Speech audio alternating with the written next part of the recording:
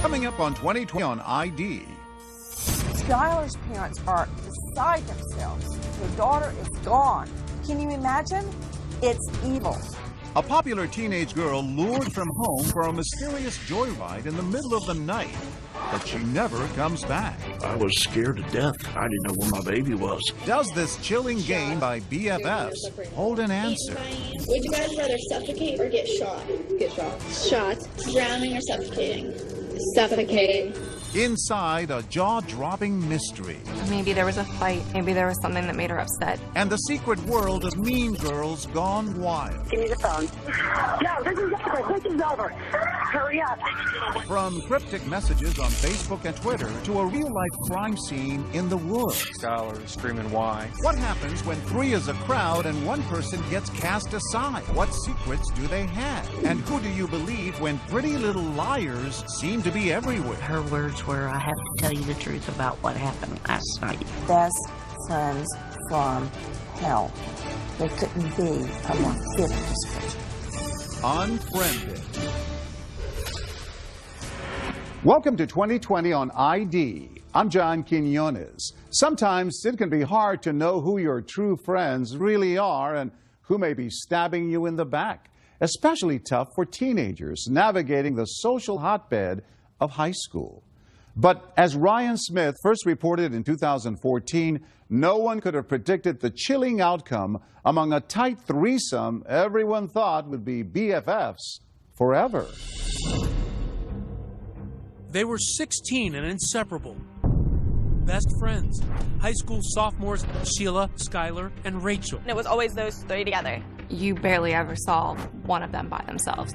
Silly in their selfies. Giggly teenage girls. They're pretty, they're sociable, they're popular. But behind their smiles, secrets that would shock everyone they knew. The level of deception, it's mind-boggling. The police were just as shocked as we were. No one was expecting anything like that. Pure evil. Nestled in the Green Mountains of West Virginia, the city of Morgantown, home to West Virginia University, known as a friendly family place. What's it like here in Morgantown? It's peaceful. It's a small town that's growing really fast. Nice people. Dave and Mary Neese lived in an apartment in the tiny Morgantown suburb, Star City. Dave works at a local Walmart, Mary at a medical office. Their lives wrapped around their only child, Skylar. Hey, gorgeous.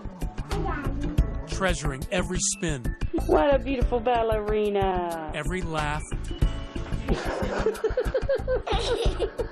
And every childhood memory. It was the time she had a tea party for me, and after Mary came home, she noted that Skylar couldn't reach a faucet. I've been drinking toilet water for the whole tea party. That was a good memory. At the time, it wasn't a good memory. Yeah, I'm a crazy girl. Daddy's a crazy boy. She was Daddy's little girl. I spoiled her beyond rotten. Skylar was very loyal to her friends, the people she thought was her friends. When Skylar was 8 years old, she met another spirited child with whom she developed an instant bond. Her name was Sheila Eddy, and they became thick as thieves. If they weren't together, they were on the phone together. And that's literally 24 hours a day. I'm serious. It was always, you saw one of them, you saw the other one. What was your relationship like with Sheila? Ellie wants to turn away. She's like a part of our family. She really was. I mean, just like one of our kids. The lemon burns. As a teenager, Skylar had a 4.0 GPA, a part-time job at Wendy's, and an active social life. In their freshman year at University High School, Skylar and Sheila meet the striking redhead Rachel Schoaf.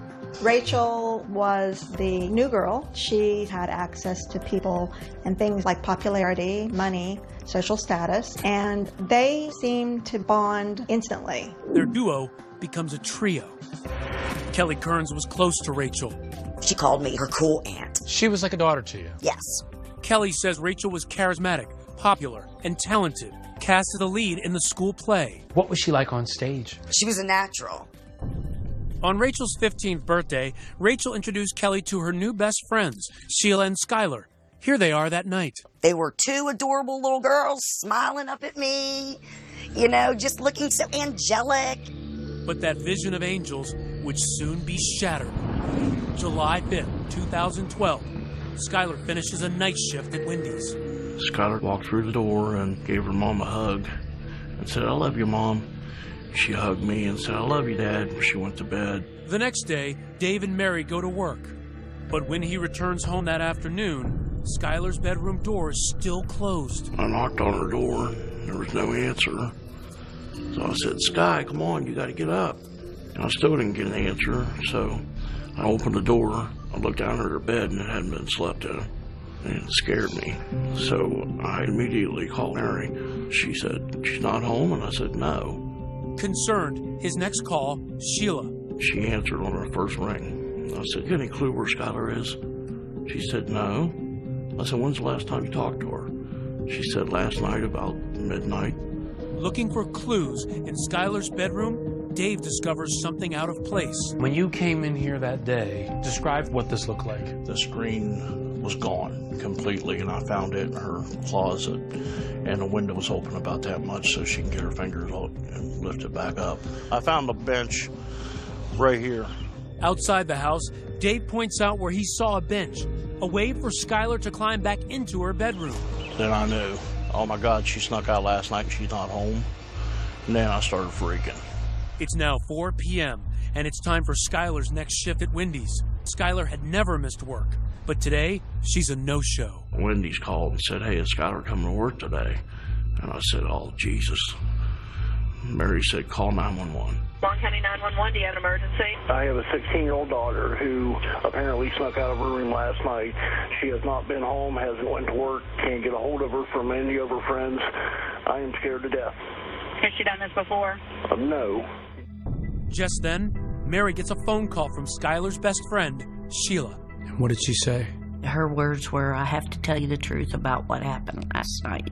She proceeded to tell me that her, Skylar, and Rachel had snuck out the night before, and that they had driven around Star City, were getting high, and that the two girls had dropped her off at the end of the road because she didn't want to wake us up sneaking back in. I was scared to death. I mean, I didn't know where my baby was. It was horrible. Sheila and her mother come over and offer to help in the search for Skylar. We immediately went looking for her, gone door to door, and we couldn't find her. But then, Mary remembers what will become a major key to finding Skylar's whereabouts. Mary said, "Oh, what about the surveillance? We got surveillance at our apartment." The surveillance camera, intended to capture intruders, instead reveals this grainy image of that night. A car pulls up at 12:30 a.m., 30 minutes after Sheila says she dropped Skylar back near home. Minutes later, Skylar is seen sneaking out of the house. She slips into the car and disappears. What were you thinking when you saw her head flash on that screen and she's walked into that vehicle? For a second, I felt relief because at least I know she didn't get abducted or anything, you know. And it wasn't like she was pushed in. She willingly got in the car. What did police tell you that they thought happened? They thought that Sheila had dropped her off and Skylar came back home and then snuck out again.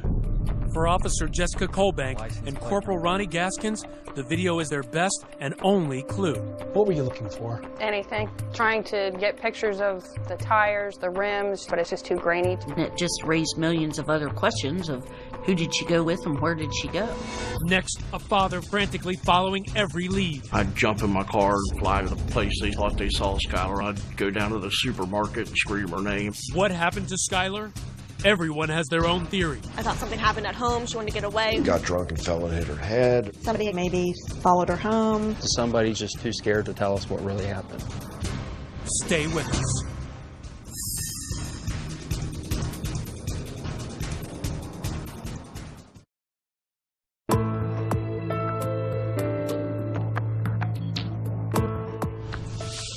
No one has seen or heard from Skylar Neese for days. But is she really missing or just a defiant teenager who's run off?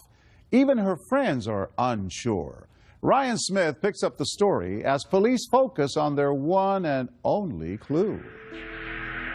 This is the last sighting of 16-year-old Skylar Neese. Surveillance video outside of her home in West Virginia. An eerie vision as she sneaks out of her bedroom, enters an unknown car, and vanishes. Surveillance video from the James Place apartments showed the 16-year-old girl willingly leaving the complex. A parent's worst nightmare. Anyone with information on Skylar's whereabouts? She seems to have left home voluntarily, so police do not activate an Amber Alert. Officer Jessica Colbank is assigned to the case 2 days after Skylar's disappearance. Did you think it was a runaway case at that point? It does happen. Kids run away, they come home a couple days later, or the parents find them. Skylar's parents, Dave and Mary, are frantic. Dave pleads on local TV for help, begging his daughter to come home. We love you. Come home as soon as you can, baby. Honey, if you're scared, don't be scared. You're not in trouble. We need to talk, and that's all, honey. Just come home. Each time they get calls with possible Skylar sightings, they rush into action. I'd jump in my car and fly to the place they thought they saw Skylar. I'd go down to the supermarket and scream her name. I mean, everywhere they thought they saw Skylar, we were there. Skylar's friends were worried, but hopeful. Morgan Lawrence has known Skylar since they were 3 years old. I thought maybe there was a fight, maybe there was something that made her upset, and that she'd be back the next day. I thought maybe something happened at home. She wanted to get away. Amarette Hughes, another friend, writes Skylar messages on Facebook, pleading with her to come home. Hi, beautiful. I love you and I miss you. Come home soon. The inseparable trio of Skylar, Rachel, and Sheila is now missing a key member. As for Rachel, just hours after Skylar's disappearance, she's happily posing for pictures on a boat with her family friend, Kelly Kearns. But Kelly says Rachel is worried about her missing friend. I mean, she was texting all the time. She seemed urgent. Meanwhile, her other best friend, Sheila, is in constant contact with Skylar's parents, helping them post missing person posters, tweeting messages like this: was really waiting for Skylar to come home today. Just days after Skylar's disappearance, Sheila comes to the niece's home, devastated, with a special request. She says, is it okay if I go back and sit in Skylar's room for a few minutes? She was crying, Sheila was. Crying pretty hard, and she was sitting on her bed, so I just sat down on the bed beside her and rubbed her back. So I was trying to, console her, make her feel better. She was going through the same thing we were going through, just at a smaller level, I mean, this is our baby that's gone, and we're flipping out, and her best friend's gone. I mean, it's horrible. Days turn into weeks, and still no sign of Skylar. No activity on her cell phone or bank card. And her parents doubting the runaway theory. She didn't take her cell phone charger. She didn't take her contact lens solution or apparently her contact she was planning to come back fairly quickly. And in tight-knit Morgantown, people are searching for Skylar and wondering what could have happened to her, like local crime writers Jeff Fuller and Daylene Berry. And there were lots and lots of rumors floating around. Got drunk and fell and hit her head. Somebody had come through the drive-through window where she worked at Wendy's, and they, maybe followed her home. Or that she'd met someone on the internet. And then a possible break in the case. 2 bank robberies in nearby Blacksville. Corporal Ronnie Gaskins hears rumors that money from the robberies was used to buy drugs for a local teen party. Skylar had supposedly overdosed on heroin. She died. People there panicked, and they disposed of the body. And where did that lead take you? We weren't coming up with anything. Sheila and Rachel, the last 2 people to see Skylar, have nothing to add to their story. They picked up Skylar at 11 p.m., took a joyride through the winding back roads of rural Star City, smoked pot, then dropped her off before midnight. Very often, the last person to see the victim alive is looked at with grave suspicion. In this case, the girl's story seemed relatively innocent. So, police had no reason to believe both of them were lying. But for Officer Colbank, it's the small, unspoken signs that make her suspicious. Take me back to that moment where you go to speak to Sheila the first time. Just complete blank on emotions. There was absolutely nothing. It was like iced over. It made me uneasy. Colbank's meeting with Rachel, the high school drama star, also strikes her as odd. She was really nervous. Which has got to be a red flag. What does she have to hide? Their stories were verbatim the same. No one's story is exactly the same unless it's rehearsed. And she's an actress, so she can memorize lines. I'm sure they had it written down somewhere. Okay, this is our story. We've got to stick to it. Everything in my gut was, Sheila is acting wrong. Rachel is scared to death. But police don't know what Rachel and Sheila are hiding or why. Meanwhile, Skylar's parents are grasping for any clues, taking a closer look at the bad influence Sheila had become on their daughter. Sneaking out at night, you know. Found some marijuana in Skylar's pocket one time. Here it was Sheila's. We didn't like the way Sheila acted a lot of times, but being she was Skylar's best friend, we kind of overlooked it. It's becoming clear that the smiling face of Skylar's BFF was just a facade. You started interviewing people about Sheila. How would they describe her? What was she like? Shady, sketchy, sneaky, and pretty manipulative. Skylar's friend Morgan says Sheila rubbed her the wrong way. She was very self-centered. She would almost do whatever it took to kind of get her way. Amoret says Skylar confided in her that there were cracks in the clique. Her best friends were snubbing Skylar. These pictures that Sheila posted on the website Meet Me suggest Skylar had become a third wheel. She just thought that they were becoming closer, so they were just pushing her out. She was really upset about it. The slights were sometimes subtle, but clear as day for Skylar. They were dressed the same. They both wear dresses or skirts, but they wouldn't tell Skylar, and they would say it was more like a coincidence, but I secretly think that they planned it. Are Sheila and Rachel hiding a secret about what happened to their best friend?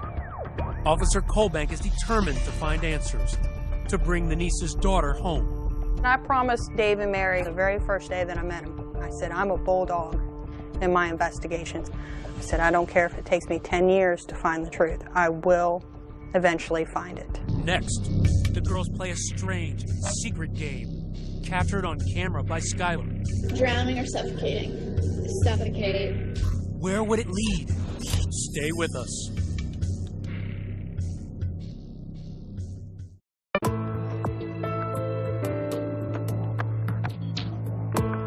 As days turn into weeks, the search for missing teenagers Skylar Neese has intensified.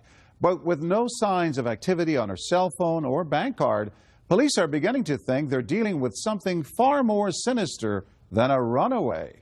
Ryan Smith picks up the story. Police have begun to suspect that Sheila and Rachel, best friends of missing 16-year-old Skylar Neese, are lying about what happened the night she vanished. The first red flag? Tension in the relationship.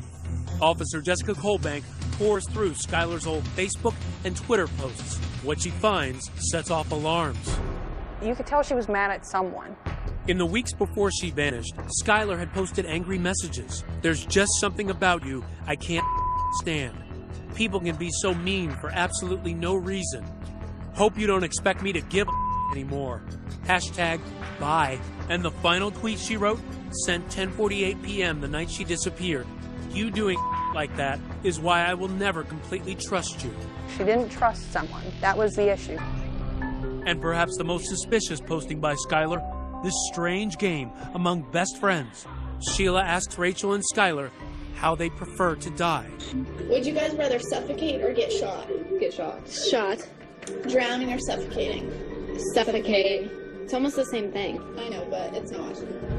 And when police review Rachel and Sheila's cell phone messages after Skylar went missing, they note a curious absence. There was no mention of Skylar whatsoever. It was very odd. I mean, just based on, seeing Sheila's computers and her electronics, it's as if she just erased it from her mind forever. Skylar has been missing for months. Despite her parents' concerns about Sheila's bad influence, they're convinced that Sheila is simply grieving over her lost best friend. Even as the police are saying to you they've got some suspicions about Sheila, you were thinking, hey, back off of this girl. Oh, I even told him, I said, will you please leave her alone? She's going through enough. I said, those girls have just lost their best friend. Will you chill out on her for a while? What the nieces don't know is that Gaskins and the FBI, who have taken the lead on the case, are finding actual evidence of the girls' deception. Sheila and Rachel told police their joyride with Skylar was contained to the Star City area. Desperate for clues, police scoured surveillance video from local businesses. It paid off. This video captures Sheila's car at 12:39 a.m. heading north, away from Star City. That was the first variation in their stories, is where they drove around. And there's not just video. Cell tower pings from that night placed them in the backwoods town of Blacksville. That just blew their whole, oh, we stayed in Star City. You're 45 minutes away from where you're saying you're at. You can't do that. You're not Houdini. So you say, aha, we have this information. What happens when you speak to Rachel and Sheila? They changed their story to fit, oh, sure, we were in Blacksville. I forgot that. Oops. We didn't want you to know that because we were supposed to be home already. Their carefully rehearsed stories are now mismatched. Sheila, the high school drama queen, claims Skylar didn't join them for the ride to Blacksville. But Rachel, the high school drama star, says she did. They're starting to differ, at least from Rachel's perspective. It sounds like the actress is starting to forget her lines. Oh, yeah. She had to come up with her own lines. And that's where she really started tripping up. Once you start seeing inconsistencies in a story, it's all over. The person's lying. And then you must ask the question, why would they lie? Sheila is adamant that her version of the night's events is true. She volunteered to take a polygraph. What did that say to you? Arrogance. I think she thought she was smart enough to outsmart a machine. So she took a polygraph, and what happened? Failed miserably. Rachel also agrees to take a polygraph, but en route on the day of the test, she's scared, jumps out of her father's car, and flees. She jumped out of a moving vehicle to avoid it. If you haven't done anything wrong, why won't you take this test? Now, armed with surveillance video and cell phone records that prove the girls have been lying, police tell Dave and Mary Neese that Skylar's best friends have a secret. At that point, we knew they had to know something. So we pushed. Your mission is to try to get their secrets out of them. Exactly. I asked them to come over, and I said, okay, help us. You know, if you're afraid of somebody, I promise you they'll never get to you. The Neeses start posting about karma on Facebook, writing that the girls need to tell what they know.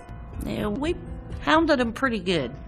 Yeah, we did. Their friends at school had picked up on it. Classmates and even strangers are putting pressure on Sheila and Rachel. Anonymous tweets like this one, "Pretty little liars keep on lying." So the town was starting to get suspicious. Right. There was a social media campaign building. They were harassed by a lot of different people online. They were called murderers. You could tell that the tide had turned and people felt like they were somehow involved, or if nothing else, they knew and they needed to come forth and say. And people were outraged that they weren't doing that. So they could put a lot of pressure on that police could not put on. Definitely all eyes were on Sheila and Rachel. You know, you can't be part of the trio and not have any clue what's going on. Kelly Kearns, close friend with Rachel and her mother, hears the rumors that Rachel is stonewalling police. I'd get a text from people, why isn't your friend's daughter cooperating? So I'd send Rachel a text, what the heck are you doing? Even those closest to Rachel are wondering, what is she hiding? I said, was Skylar alive when you left her? Yes. We didn't do anything to her. I think that in this situation, you cannot lessen the importance of peer pressure. Rachel seems particularly affected. As the lead in that year's school play, she is accustomed to adulation. It's like she was getting booed in a performance. It's that type of level of ostracizing her. She couldn't handle that. It seemed like Rachel was really losing it in terms of she was crying a lot at school. Kids saw that. And it wasn't crying for Skylar, where's my friend? No. No, there was a few places where Sheila was sort of crocodile tears on Facebook, but no, there's never any real hint of that. One night, almost 6 months after Skylar went missing, Rachel cracks, apparently having a nervous breakdown. Her mother calls 911. I have an issue with a 16-year-old daughter of mine. I can't control her anymore. She's screaming. She's running through the neighborhood. Give me the phone. Yo, this is over. This is over. Hurry up. Oh, God. She just gave me a block. Oh, God. Hurry up, please. Seemingly suicidal, Rachel is admitted into a local psychiatric hospital. What happens there has never been revealed. But immediately upon release, Rachel is driven directly to meet with police. She's just nervous, she was shaking. And the impression I got was, all right, now the truth's finally going to come out. Next, you'll never believe what Rachel tells police. This was something totally different from what you expected. It struck me as unbelievable. Skylar's last moments revealed. There was no accident. Man, this is dark and creepy. Just imagine these girls are out here after midnight. Stay with us.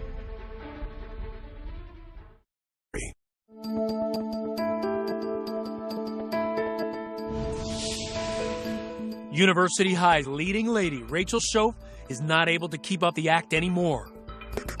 6 months after the disappearance of Skylar Neese, Rachel's abandoning the role of heartbroken best friend and going from a psych ward straight into the interrogation hot seat. She was just nervous. She was shaking. She's finally about to come clean to police about what really happened to her 16-year-old BFF. It was a plot twist no one saw coming. The first words out of her mouth were, "We stabbed her." This was something totally different from what you expected. Took us a minute to kind of settle down. Okay, what do you mean you stabbed her? Rachel tells Corporal Ronnie Gaskins she and Sheila began plotting to kill Skylar months earlier during science class. They were joking how they would dispose of a body. Then it got more sinister. We need to figure out how we're going to kill her. They don't know how to use guns, so they would use knives to stab her. The students said, they thought they were joking. They did know for sure that they didn't like Skylar by how they talked about her. So one of them even warned Skylar, and Skylar blew it off after confronting them. Rachel wanted Skylar dead now because, get this, she was about to leave for church camp. So one midsummer's night, she and Sheila gathered some critical tools: a shovel, paper towels, bleach, wipes, a change of clothes, and kitchen knives.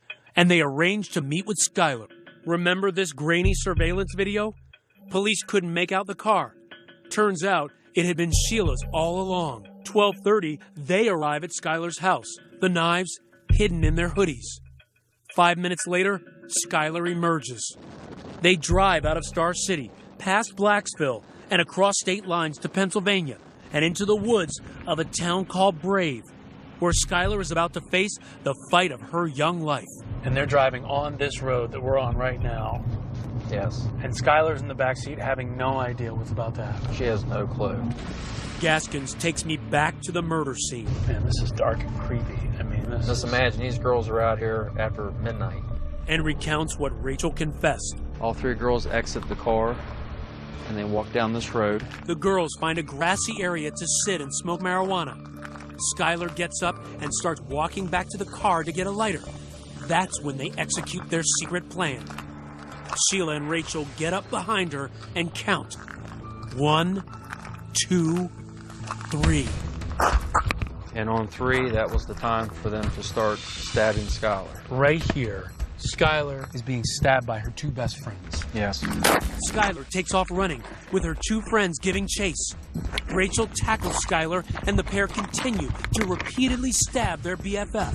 And according to Rachel, Skylar is screaming, "Why?" And then they try slitting her throat because they had read that it would kill her quicker if they cut her jugular. The plan was to bury her, but the ground was too hard. So instead, they drag her body to the side of the road and cover her with branches, rocks, and leaves. They don't even bother to really conceal her. They changed into clean clothes, they wiped down the car, and they left. Like nothing happened. This was calculated, planned out, thoroughly thought of before this night. The perfect murder plot. Everything planned to the T. But why? Her only answer to that was, "We just didn't like her." "What do you mean you just didn't like her?" "We just didn't like her." Well, why not? Did you ever get the sense with Rachel that she was really remorseful? She seemed to be relieved that the truth has been told. She doesn't have to hold it in anymore. It's not eating at her anymore. Shockingly, even though Rachel confessed, Gaskins doesn't arrest her. So we had no body. We had no physical evidence. I mean, we had all this circumstantial evidence, but we needed something more concrete. And there had been no cracks in Sheila's armor. So to try and nail her, that night, police put a wire on her friend Rachel, hoping Sheila incriminates herself. Sheila doesn't take bait. Instead, two killers take this smiling selfie together. Sheila tweeting, "Finally got to see Rach." Then, a break. Police think they have an ace in the hole, linking Sheila to the murder. They find traces of blood in her car. We had to do a DNA confirmation. Meanwhile, Rachel continues to give critical details to police.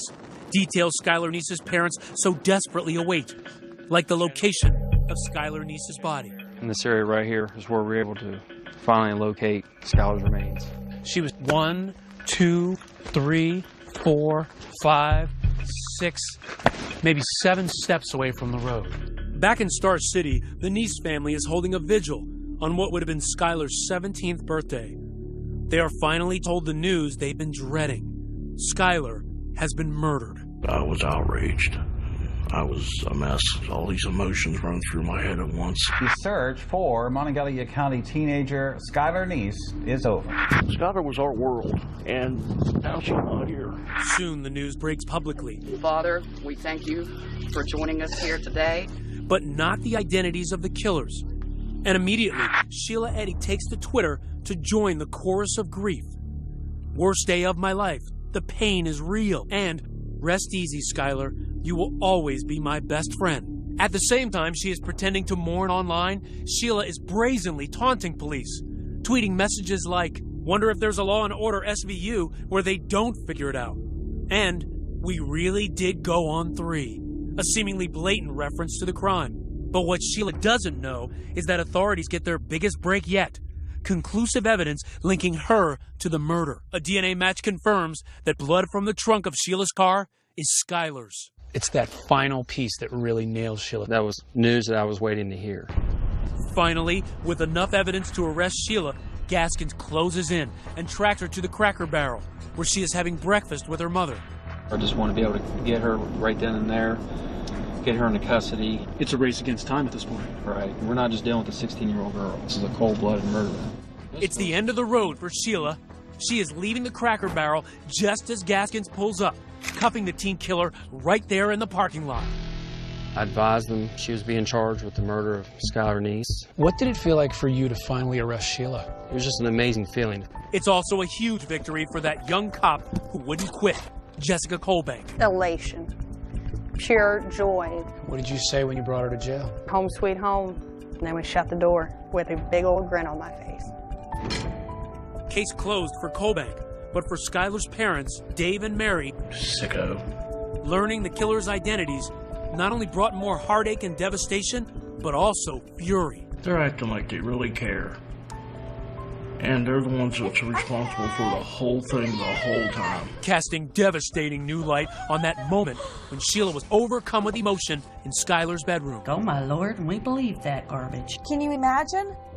Your daughter's killer sitting on your daughter's bed, crying, and the mother putting her arms around her daughter's killer. Skylar trusted those two little witches, and it cost her her life. Best friends like that, you don't want any enemies, that's for sure. How could they do that to their best friend? And the reason Rachel gave? That they just didn't like her? That's the biggest line of crap I've ever heard in my life. There has to be a reason. You don't do stuff like that for no reason. When we come back, the real motive? Was Skylar hiding something about her friends? Did she know too much? Skylar knew stuff about them that they didn't want out. Her secret diary revealed. Stay with us.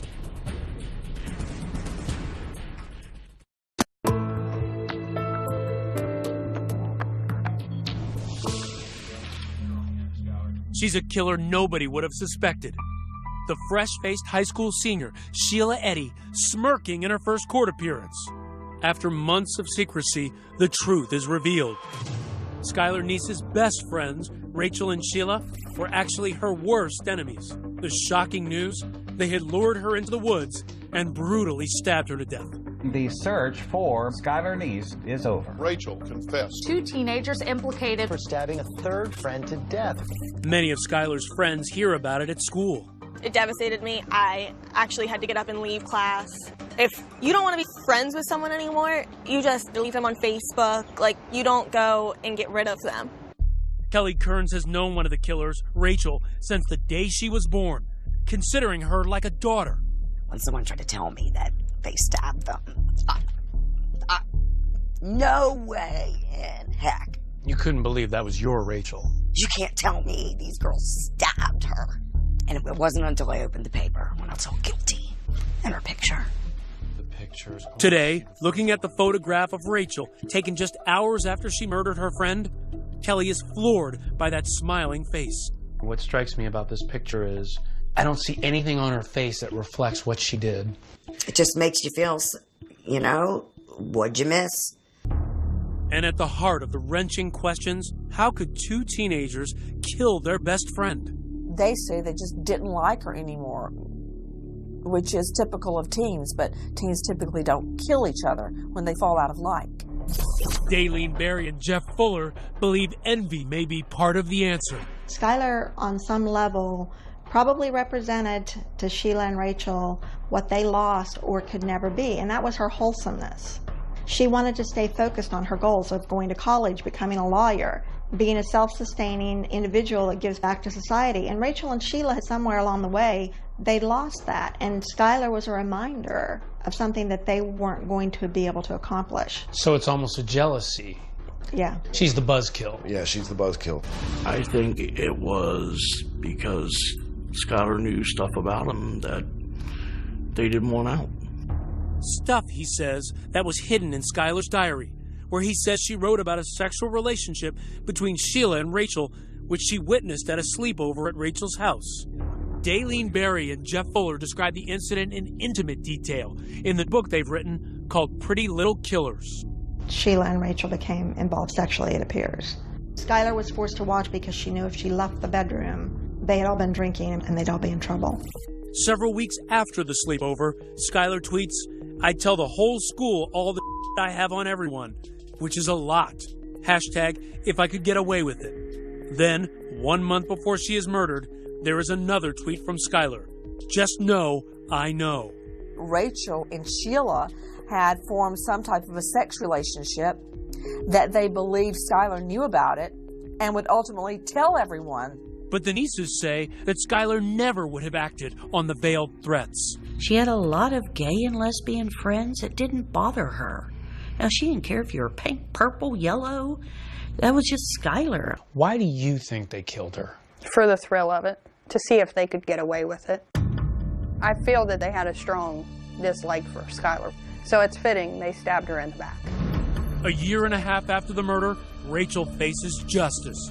She pleads guilty to second-degree murder, a lesser charge based on her cooperation.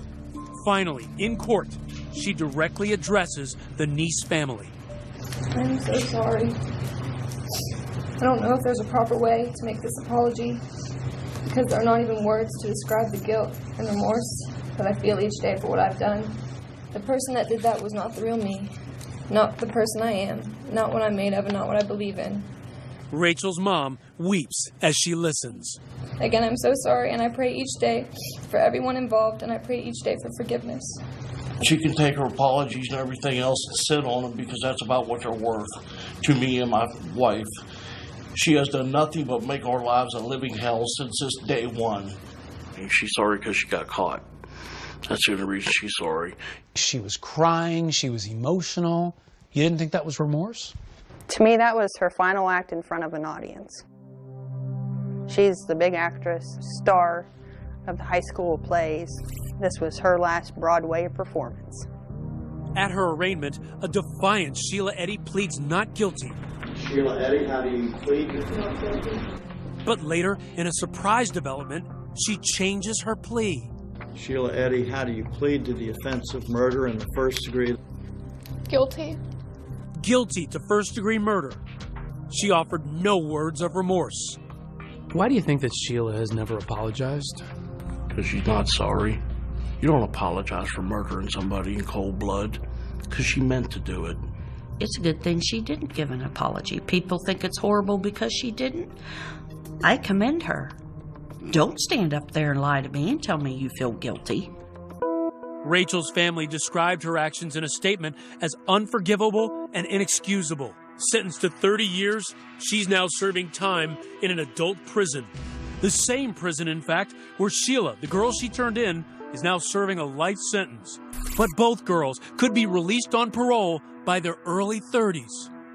If I'm dead and gone, somebody will be there to make sure they talk to the parole board and these animals don't get out of their cages.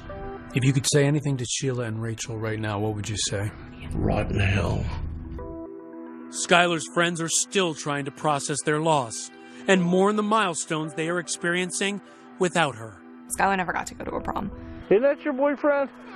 Mary and Dave never got to see her get all dressed up and get the bouquet and get everything else. And graduation was definitely one of the hardest.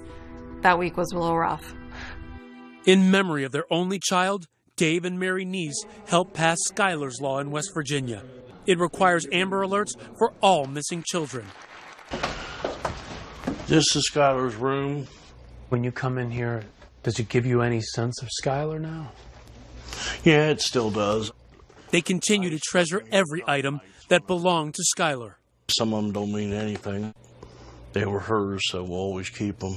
She has a bunch of cards and drawings. Yeah, see, her friends were always sending her a birthday wish for my friend. Uh-oh.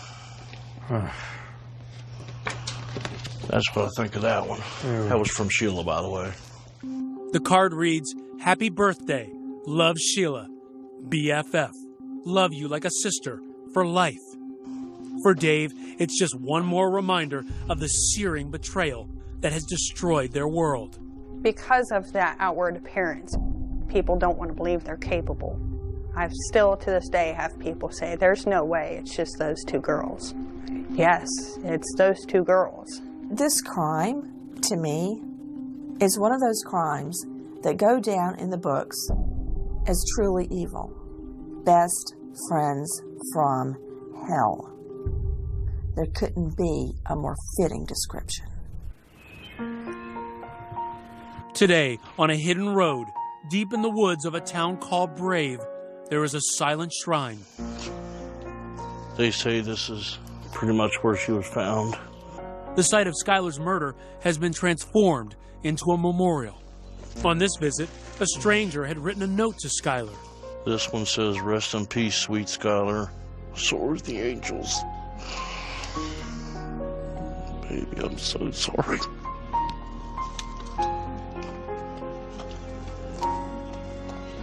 If there's one lesson to be learned in here, and one lesson only, know who your friends are. Dave and Mary Neese moved from the apartment building where they were living. They say it's just too painful to remain where Skylar once lived. As of 2015, Sheila Eddy and Rachel Schultz both remain in the same prison. I'm John Quinones. Please join us next time for another edition of 2020 on ID.